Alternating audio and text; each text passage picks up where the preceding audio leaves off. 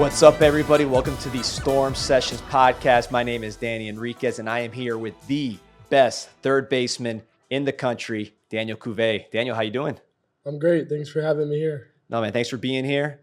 I know you've had a lot of baseball seasons in your life, but do you still get that feeling of excitement before the season? Yeah, I mean, these last couple of days, there's just so many nights where you just stay up thinking, even though you know what it's going to be like and you've been through it. And I've already been through it once in college, but there's still that same excitement and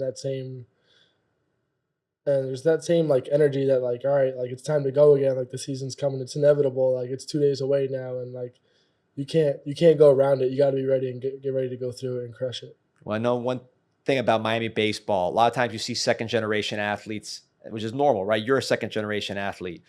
What's interesting about you, not necessarily baseball second generation, right? So your dad played alai. He's from the French Basque region, right? Yes, sir. And then your grandfather, your mom, Jessica's dad, he also played alai, right, on the Spanish side. What was that like growing up around that sport? That was cool. I mean, I always kind of went and watched a little bit with my dad. We would go a couple times a year, and I was always so interested in it. And especially when I went to France, I always I saw my cousin playing. I watched them play over there and kind of see where the sport is from, and even just the playing fields and how the town is so into it. And then I kind of just it's a really beautiful sport. The swing is an art in that sport as well. And once you watch it and understand it and kind of growing up in it, I really appreciate it. And I always enjoy, even now, going and watch my cousin play when he comes down here to play.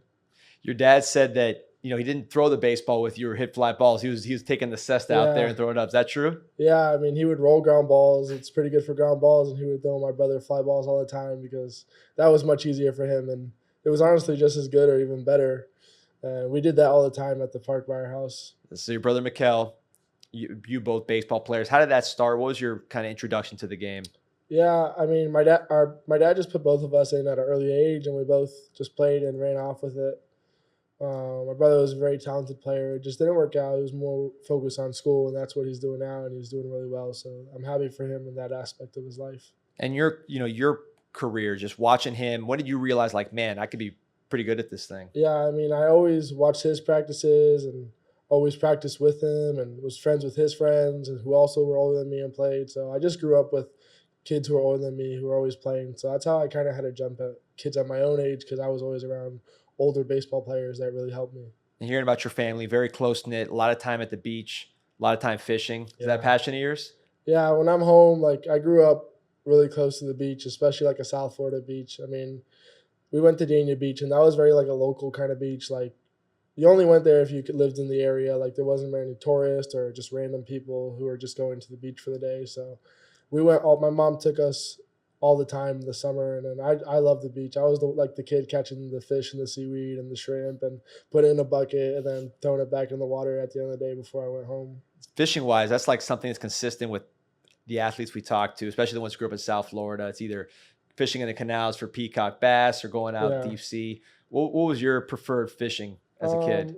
All around, but I always stuck to saltwater fishing, kind of there's no fences in the ocean. You can catch anything anywhere, and that's what I kind of liked about it. And it's a little more challenging, I would say, than freshwater fishing. So there's such a variety and any size fish that you can catch. So down here, baseball, those who don't know, extremely competitive. When did it start getting real serious for you as a baseball player? I mean, I started playing travel ball in 9U, 10U. I mean, it was, I guess, starting to get serious then. I started training with a private coach outside of my team practice. And then I was always talented, even through middle school and the beginning of high school. But I would say, after my freshman summer, I struggled that summer. And I saw guys around me who I felt like I could be better than them. And I saw their work ethic, and I wasn't very impressed with their work ethic, and they were playing better than me, and I knew that if I put in the work ethic that I could be better than them, and that's when it kind of flipped for me. So going into my sophomore year is when it kind of started taking off. And before we get to high school, just the game itself, what was it that you liked about it?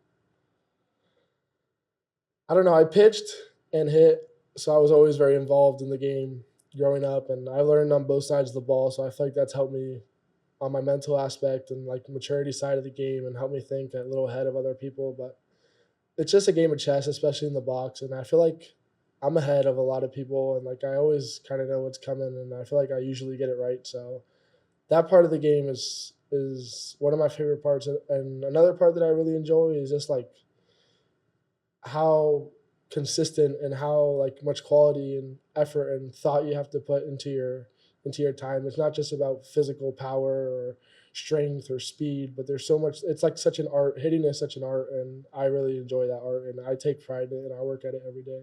Talk about the mental part. You're a big dude. Were people trying to recruit you for basketball and football and stuff? No, I didn't really play any other sports seriously. I mean, I played basketball, messing around, and when I got to high school, they were like trying to get me to like, hey, you want to come try out for the football team? But my dad was never a fan of football. He was they don't want any head injuries or anything like that for me, so I stayed away from any other sports because I didn't want it to interfere with my baseball, which where I was most focused on. And growing up, again, your dad was, a lot of people grew up with dads that were born elsewhere. My dad was born in Cuba. That's normal, but your dad's born over there in France, different kind of cultures around you. What was that like growing up with a different culture? I mean, I loved it. Like, I grew up eating such a variety of foods in the house. My dad's a very good cook, and my mom's a good cook as well. But my dad definitely takes the upper hand in that space. And we just grew up differently. Like the way he's raised, like he was hard on us, but he loved us so much as kids. And like we spent so much time, and he really appreciates time together, like with us as a family. And that's just how we grew up. So I'm really appreciative of that. And I would say my favorite part is that I've been able to try and eat a lot of good food. I heard you're a little bit of a cook yourself, right? I mean, now that I'm in my apartment, I make some steaks and fries, and on occasion, I do a pretty good job, I think. Is that like something you're trying to work on to expand your horizons there? Or what's going on? Yeah, I mean, I watched him cooking my whole life, and I was always into it, so I do want to get better at it and take after him a little bit so I can make good food one day for my family. And him being a professional athlete, how much did that help kind of keeping your mindset right and knowing different sport, but knowing what you've Yeah. been through? No, he was definitely a really good mentor for me. Like no matter what sport you play, when you play at a high level and you're good at it, there's a certain level of energy and focus and struggles that you have to go through to get there. And he helped me a lot with my struggles or focus or just motivating me or being hard on me and like telling me what I need to be better, what I'm doing good. And he just always understood the flow of like how sports go. And he always kind of gave me the right direction to help me be successful. Did you go over to France when you were a young kid, or was that older? I went when I was really young. I don't really remember. I was probably around 3, 4 years old, I think, when I went the first time. And then I went again when I was like 12, I want to say. I remember a little bit then. And then I went again before I came here for my freshman year. And that was the most recent time I've been. And I loved it. And I was like, all my cousins are around my age. And we spent a lot of time. And they kind of speak English. So we had a really good time when we went there. And what do you take from being out there in that area? I mean, it's gorgeous. The weather, like you sleep and like the windows are open and you just kind of take in the breeze. Like you wake up to the roosters, like all the food is so fresh and like it's all like homegrown and it takes so much pride in like the way like the details are around the towns and like the towns are all a little unique. So like it's just a very different. Everything's very small. You can go through 3 towns in 3 miles. Like that's how small it is, but that's what makes it so cool and so different from here. Yeah, people go over there and they eat like crazy and they don't gain any weight. They Yeah. don't get fat just because they're eating like high quality food, right? Yeah, I mean, over there, when you go to the grocery store, the milk is not even in the fridge. So that kind of tells you the difference. So baseball starts to get serious. You go to St. Thomas Aquinas, right? Yeah. Were you already getting recruited from colleges when you went there, or how was that? Yeah, I committed here to the U my freshman year. It was my first offer. I knew I wanted to come here, and I'm happy I did because obviously it's working out well, and I'm really happy to be close to home, and it's brought a lot of great opportunities for me. So that commitment, and you're 14, man. When I was 14, I couldn't think of anything, and you're making already big decisions that people that are 18 struggle with. People in the portal when they're 22 struggle with it. You're making that decision 14 years old. What was that process like? Honestly, it was quick. Coaches called me. They were like, "Hey, you want to commit?" Like I kind of knew the deal with my dad working here, like how it was gonna help benefit me, and it was gonna be a good idea. And like he always talked about like he wanted like us to be able to come here if that's what we wanted, and I knew I wanted that, so we both agreed on that, and that's kind of what made that decision. And your dad works here as a part of U Health, Yeah, or he works part of U Health at Silver Star down in North Miami or in Miami. I wouldn't say it's North Miami. did you grow up ever coming to games and being around the Yeah. light? Once I was committed, I came to games at least a couple a year. I went quite a bit my junior year, and sophomore year. I went to quite a bit of games then, and I really enjoyed them. Like seeing the players, and now I even know some of the older players who were there when I was coming to watch the games. Was there anyone you watched you were like, that's a heck of a player. I'd like to be a player like that when I get here. Yeah, I mean, I knew CJ Kfis earlier, and Yo-Yo obviously also being a third baseman. Those two guys I really looked at and like, wow, those guys can hit. Or those guys were really good players, and you can see obviously now they're still doing really well in their baseball careers. So you mentioned you get to St. Thomas and just you're progressing. I mean, you're committed to UM at 14, so it's not like you're struggling out there, but certain things are not progressing the way Yeah, you want them to. So tell me yeah, more about that time period. yeah. I mean, it was always like, I guess I was around other commits early on the summer team I played for, and it was always like I could always see those guys like they seemed comfortable, like they were committed. They thought where they were going like was safe, and it's funny because I always had the fear of like even though I was young, I was always like, hey, I don't want to be the kid who gets to college and doesn't even make the team after the first semester. Like after he doesn't even not even there for the spring. And I always had that in my head, like I don't want to be the guy who's not there in the spring. So that pushed me in high school, and I saw the guys around me who were thought they had it so easily, and it's funny because they didn't even play for their college team when they got there. They were already going somewhere else because they didn't put in that same work. Where did that come from? Because I mean, I'm assuming you're getting offers at 14. You must have been balling before that. They don't just give offers for kids because they like them. So with all that success early, what got it in your head that like, hey, I need to do even more? I mean, I was just on the same team as a lot of those guys, and I saw it, and like it was brought to my attention by peers and by other people, and I even have one of my good friends, George Lombard Jr., and he was even uncommitted at the time, and he ended up being a first rounder, but he had the same kind of mindset, and that's when we became friends, and we understood that same side, like we both understood that, and we both took that same perspective and ran with it. Your process, let's just not even now at a young age, your process of becoming a better hitter and really developing the mental side. How did that even start? I don't know. I'm just a big. I wouldn't say I'm a huge thinker, but I just love the competing aspect and understanding how it works. Watching my older brother, I would go to games and I would try and predict pitches based off of the game or what was going on or what pitch they should throw next or what pitch they're going to throw next. And I just from watching a lot and just trying to see like how they're attacking hitters, and I just brought that to myself, and I don't forget a lot of things when I hit. Like I kind of know like what sequences guys like to throw based on the kind of pitches they have, and I'm always thinking ahead. Like, all right, I did this. Now they're probably thinking to throw me this because they think I'm going to do this next. So it's like a chess game, and I feel like I've always just been very, very good at it, and I'm always very smart at it. And I'm always thinking, like, even when I'm not playing, I'm always watching them, thinking what they're going to throw next. Is there like a study aspect to it? I know some people like I had a friend who read Ted Williams' books in the minor, stuff like that. Was there any kind of like just process to that as far as talking to other people who've been around and learning Yeah, tricks of the yeah, trade? definitely talking to other people helps a lot. I mean, guys who've played, whether they played a long time ago or are still playing right now. Even the thing is, you don't have to always learn from people who are better than you either.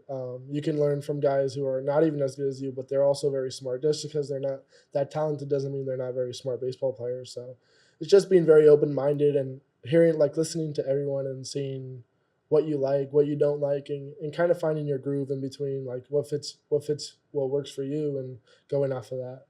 So you took a unique path because you were at St. Thomas and then go to elite squad and becoming more of a baseball focused type of path. Tell me about Yeah.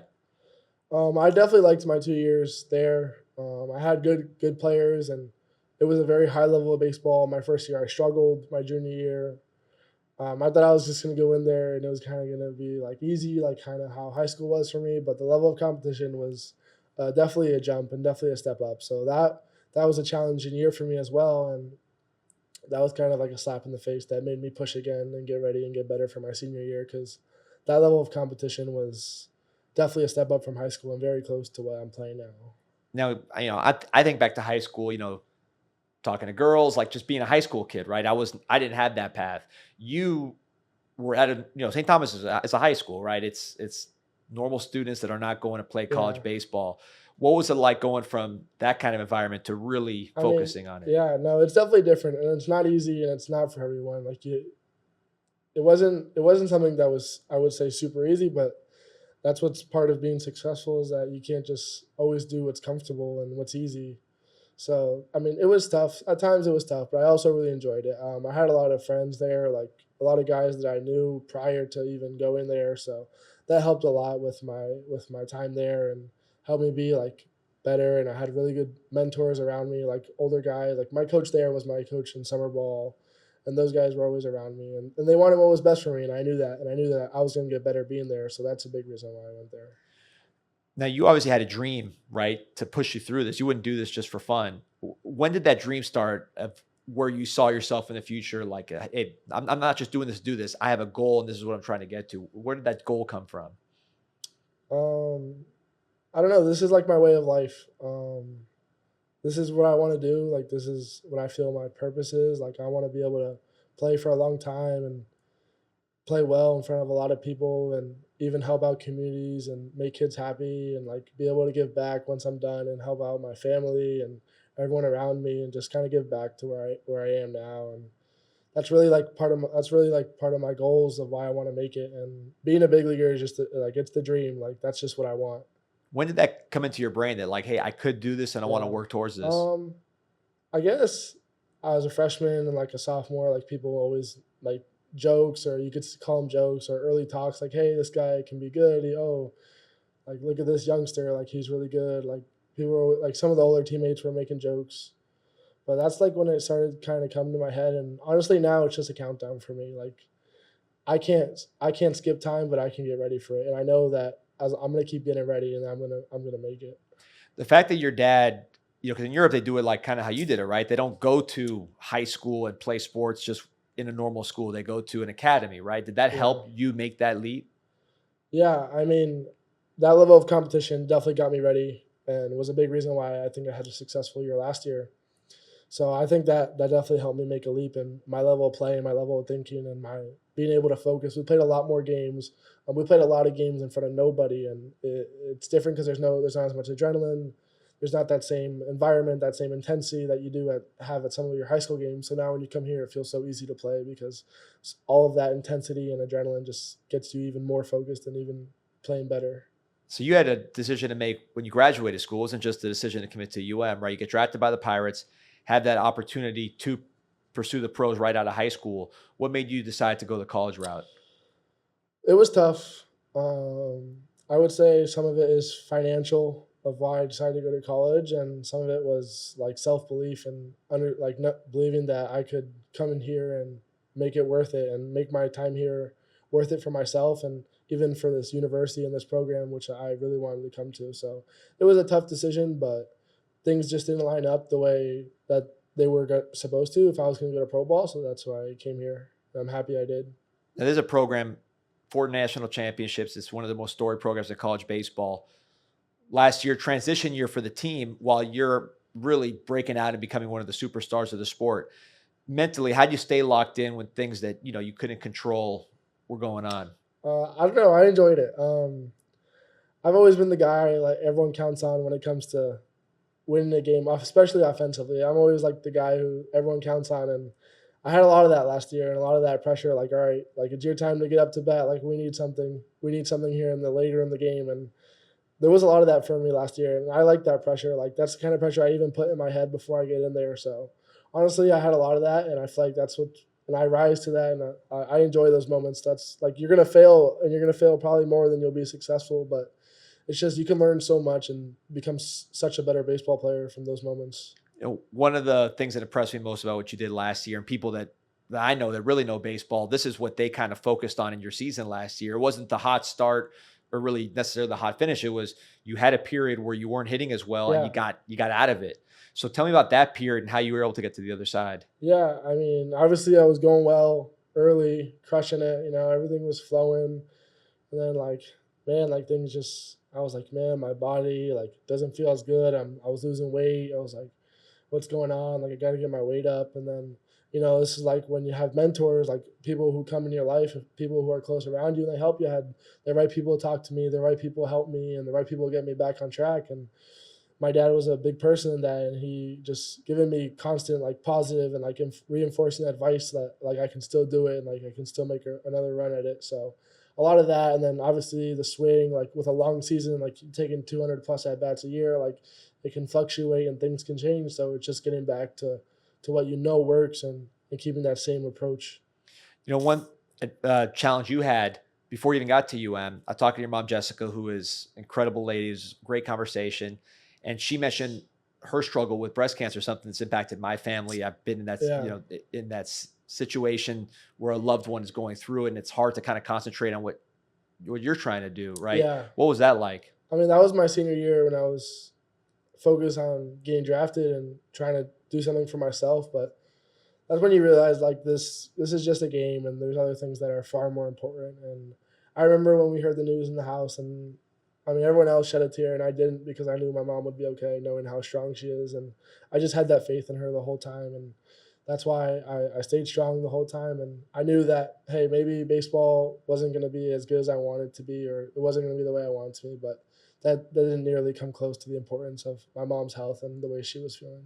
And what's it like now when you're doing what you're doing on the field, your family's in the crowd, like you're in basically your hometown? I Yeah. mean, what's that feeling I like? mean, that was the dream. That was a big reason for it. Seeing my parents at the games is awesome. I get to always see them after. I'm very close with my family. Like, I'd rather be around them than anyone else. So just the fact that they can come and watch and support. Sometimes I even tell them like, "Hey, you guys don't have to come to every game. Like it's okay if you want to watch at home on TV, or even not even watch it and go do something else." I'm like, "It's okay, guys," but they refuse and they always come and support. So I mean, that means a lot to me. Your mom mentions this. Sometimes you read books. Like, what do you? Yeah, I mean, you could say it's cliche. I would say some of them are like some mental books, but really, I just like to read them because it gets my mind on something different, and you can take little things from each book and kind of apply them to your life. So that's a big reason why, like, sometimes I try and get to read a book if someone recommends it. Just take away some key things that I can apply to my life, and especially as an athlete, like there's always mental challenges that come up. What's a lesson that you've taken? It could be from the books. It could just be from people you talk to, not necessarily technical baseball stuff, but just a lesson that's helped you. Yeah. I guess I would say it's important to be confident in yourself. I was never the guy who was always the most confident in myself, especially in high school. I was always worried about other people, or like, is this guy better? Is that guy better than me? Like, oh, look how good that guy is doing. But once you start like telling yourself, like, hey, like, no, this guy's not better than me. Like, I'm better than this guy. Like, I'm gonna come and get him. Once I started thinking like that, my life, like everything I do, everything like the way I do things kind of change. And then like once you see yourself that way, you even make like I try to make sure I hold myself that way. Like I make sure I put in the most work, or I think I do. Like I believe like when I go to sleep, like all right, I put in the work I was supposed to today. So just like once you believe in yourself that way, it's like all right, now I got to do the things to keep it that way. So the fact that I have like a good level of confidence in me is like keeps me going every day. It's like, hey, and the goals obviously I have, like I said, I have a timeline of when I want to be a big leaguer. So, well, will it work like that? I don't know, but that's my goal. Like that's what I'm gonna try and do. So that's why I think that it's important. When's the timeline end? You, It's 4 years. I want to make it by the time I'm 23. there you go. So when I'm 23, like I want to be at least my first game in the bigs. Well, you're someone who I can tell just from talking to you. You watch other people. You see you're very aware of what's going on around you. You go to the Cape this past summer. You're around people that are your peers, right? You're the best third baseman in the country, around other people who are the best at their Yeah, position, yeah. right? What was that like for someone like you, who's analytical and is really kind of absorbing I that mean, stuff? I took a lot in from the Cape. Like people like think they're like some of those coaches there were like Division 3 coaches, and those guys, some of those coaches are really smart. Just because they don't coach at a Division 1 school doesn't mean they don't know baseball. So I learned a lot from some of the coaches there that I had, and a lot from players. Like you get a lot of players who are at good programs, and they're high level players just like myself, and we battle it like we're there playing every day the same way we're here every day, but you get to be around different faces and different brains, and you get to learn and meet new people, and you get to take things that you like and learn things that you don't like or maybe you don't want to do. So I learned a lot from just being around really good players, and my time there was really fun. You had some teammates out there. I know Jake Ogden was out there. Yeah. Griffin Hughes, he was balling out there. This team with so many new faces, it's crazy to have, like, between the high school kids and the Yeah. portal kids and then you, who's one of the most recognizable faces really in the ACC college baseball right now. What's that like? Kind of you're here and everybody else is joining the team. I love it. So you could say like we have a lot of new faces, but in my opinion, everyone's a new face. With only 6 returners and 30 new guys, everyone's a new face. Everyone's got to get to know each other better and more. And so I think honestly, it was probably a good thing because now like everyone came in not really knowing anyone else, so everyone had to bond and get to know each other the same. Like there wasn't like just a group of returners or a group of younger guys. So I think that was a good thing for this team. I think it's going to help this team be successful. And you're someone, just from talking to you, even though you're blue chip, you seem like you always got something to prove, right? You, that chip stays on your Yeah. shoulder. And then you got a lot of the guys that didn't have the acclaim that you have. So they really are trying to show what they can do. How do you see the mood of this team and the character of this team? I mean, we're ready to go. BP was impressive today. We had a ton of guys just destroying the ball. So you can definitely see that chip on the shoulder. You know, Jake Ogden is a great example. That guy comes in, he doesn't take a second off at practice. He doesn't take a second off anything. He's always focused when he's on the field. So we have multiple guys like that. So we're going to have Nick Robert on Friday, and even Griffin Hughes, who's obviously a beast, and Brian Walters, who came back from injuries, had the opportunity to sign, came back, so now he's going to start for us on Sunday. Like, just we have so many of those kind of characters. Like, it's going to be hard not to be good with those kind of characters on the team with that much talent. I got to ask you, we were talking about the cape a second ago. You had a 470, 477. What was that with the wood 477. bat? 477 with the wood bat. With any bat, what's the farthest you've hit a home run? That was the furthest I've ever hit a ball. Wow, even including with the... Yeah. The wind was pushing out that day, so I would say it helped. But I mean, that was definitely the furthest ball I've with hit. any bat. I've hit balls close. I hit a ball that probably would have went further if it wasn't for the wind.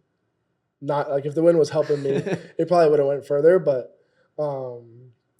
yeah, in game, that's the furthest ball I've hit. Do you remember what the like reaction was? Because these are all dudes. These are not like high school kids. Yeah. So the kid I hit off of, he got drafted. I can't remember his name. He got drafted like a week after or so. I don't remember exactly, but I just remember a bunch of the guys coming up to me after saying like, "Oh my God, like that was so cool." They're all asking me how far it was. I didn't even know. And then they come up and told me, that was a pretty cool moment, especially knowing at the time it was like the furthest of the year, including the big leagues. I was like, "Oh, okay, like cool." Whatever. I don't think that much of it. I was just happy that like I got to connect with a baseball like that and like kind of just watch it go, and just everyone just kind of watches it. That's kind of like the best part of it. That's awesome. So we got some questions here from the fans. You're a popular dude. So got a question here from Michael Muela Sports. He's saying, after a record-breaking freshman year, what can Canes fans expect for your sophomore year? The 3 numbers. Yeah, Canes fans can expect the same.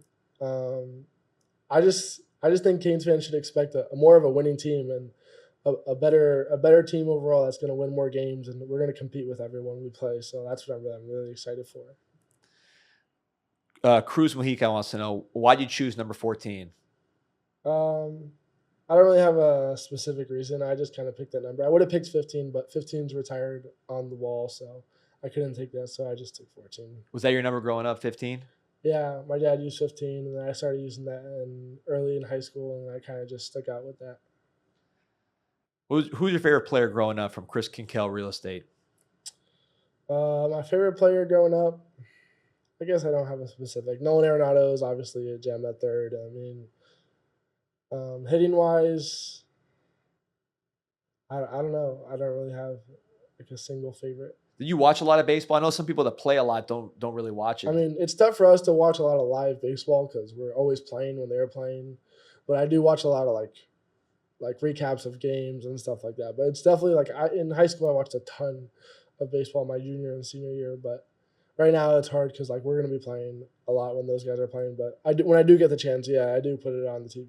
So do you play at the show? Do you play video games or? No, I don't really play video games when I'm at school. When I was home, I played a little bit of Fortnite. Like, I played with my friends and my roommate from last year. We played a lot. But no, when I'm here, I don't really play a lot of games. I'm always at practice or class, and then I hang out a lot with my roommate, and we can just go find other things to do that are better than video games. One thing that's cool now is college baseball is really having a moment. I mean, whether it's ACC, SEC, you look at the draft, it's like half SEC guys, half ACC guys, not a lot of high school guys in the first round. Like, do you feel that energy in college baseball where it's like, all right, this is where the big boys play? Like, this is not just, you know, second, it's not like second to double A. This is where the real dudes are. Yeah, I mean, you could just feel it when we play good teams, and especially the players who do go that high in the draft. Like, they're just men. They're ready to go play pro ball in big leagues. Like, you can feel that when you play them, and that's what makes this exciting. That's what makes it like fun to watch, and the level of baseball, especially those Friday night games, and see the big guy, the big arm face the big bat. Like, that's what makes it fun to watch because you can feel that those guys are at the level that they're ready to go and play professional baseball. Question here from K. Riemann. What's your favorite part of going to the U? I love the campus. Besides baseball, I mean, I would say I love the campus. It kind of like you're in Miami, but it kind of has its own personality, and it kind of takes you out of Miami, and it has like its own kind of environment vibe to it that I really enjoy. Like even when I'm just going to class or something, I always enjoy walking around or getting food on campus. You're fishing that lake. I saw some big jacks there when I was here the Yeah, other I day. fished once. Yeah, there's a ton of big fish in there, but I don't fish it a ton just because like whatever. I mean, there's a bunch of people, and I don't want to be the one guy who's catching fish on the side of the bridge. What's your favorite fish you ever caught?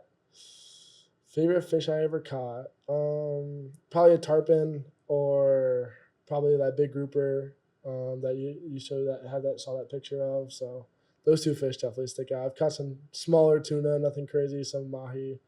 I don't know. It's hard to have a favorite fish because they're all kind of fun in their own way. You know, my son always says he wants to be in the Fishing Hall of Fame and Baseball Hall of Fame like That's Ted fair. Williams. Is that going to be you one day? You're going to be the second one to do it? I mean, I hope so. That sounds like a pretty good life if you ask me. Hey, it's been done, so you can do it here. Question from some guy named Griff Hughes. He wants to know who your favorite teammate is. My favorite teammate is Nick Robert. So N Green said, N Green Seed, I think it might be someone you know, says, Yeah. how do you handle being so inspiring and good at baseball? Yeah, that's one of my friends at Notre Dame. I guess. Oh God, how do I handle being so inspired and good? It's fun. It's fun. I get to like kids like they come to the field and they always like kind of come up to me and sometimes they'll ask me questions. I can just tell they're watching me kind of do my thing. So I always try and give them a little advice or give them like something to get them going a little bit, make them like practice a little harder. So I just try and use it in that way to help other people. So you're retired from the majors. You're on your way to the Fishing Hall of Fame, and at least you're on the way to the Baseball Hall of Fame. Fishing Hall of Fame maybe comes later, but when you're done with the game, playing the game, where do you see yourself? Um, I guess I still want to be in South Florida. I mean, I grew up here. I love it. I definitely want to live on the water. I'm a boat fishing guy, so I want to live on the water and have a boat. If I have that and a happy like situation, my family is going to be close. I hope my brother and sister will be able to be down here as well. So if I can have those kind of things with my family being here and just kind of some personal goals that I have for myself of wanting a boat and to live on the water to kind of enjoy that kind of lifestyle with my family, then that would be it for me. Do you see yourself like coaching, doing anything with baseball at that point? I don't know. I do say I would want to coach, but then like, do I want to deal with a whole team and deal with my son's team and stuff like that? Like, sometimes I think it would just be better if I just stay off on the side and kind of help him out and help maybe some of the other kids out. People don't realize that aren't from South Florida how crazy kind of South Florida baseball Yeah. is. Before I let you go, this is my question because I got to ask you: what's the craziest thing you saw growing up playing high school baseball or just playing youth baseball down here? Because I just started in this process with my son, and you can already see it's a little wild. I mean, it can be crazy from coaches getting into fights at youth games, parents arguing at each other. Um, yeah, I mean, it could be I guess the craziest thing is like when the parents get into it with other teams, like you're not even playing the game, like leave them alone. Yeah, I would have to think about the one. But there's definitely something I've seen that's kind of out there. I don't know. I would have to think about that. Last one from me. When you wake up, it's not easy to do what you do, both the training, the school, Right. everything else. Sometimes you probably sore. What drives you to keep on pushing? Um, yeah, I mean, you could say like what drives you. But honestly, every day, like even if something like the same, what drives you one day might not drive you another day. So it's just understanding that like it's gonna be hard and like being consistent is the tough part. So it's just like, all right, I gotta be consistent. I gotta go get it done. Like this is what it takes. This is part of the journey. So like it's not always like I could say, oh, I want to be a big leaguer every day, but if I say that every single day to myself, like at one point I'm like, hey, like, all right, like I told myself that for the last 45 days, like, does it really drive me anymore? So it's just about the consistency, making sure you wake up to your alarm on the right time every day and get out of bed, and just being present. I think being present is very important. A lot of times we look to what can happen, what's gonna happen, what happened, and we try and judge our days or judge things that are going to happen based off of that instead of just being present and enjoying what we have at the moment. Daniel, man, looking forward to watching you this weekend and throughout the season. I know Canes fans are juiced up, alums. You are a popular dude, man. A lot of people Thank excited you. to see you perform. So wish you the best of luck, best of health. Thank you, Danny. Canes fans, don't forget to subscribe to Storm Sessions, Apple Podcasts, Spotify, YouTube, wherever you get your podcasts. We'll keep bringing you this content covering this great Canes baseball team. See you guys out there at the light.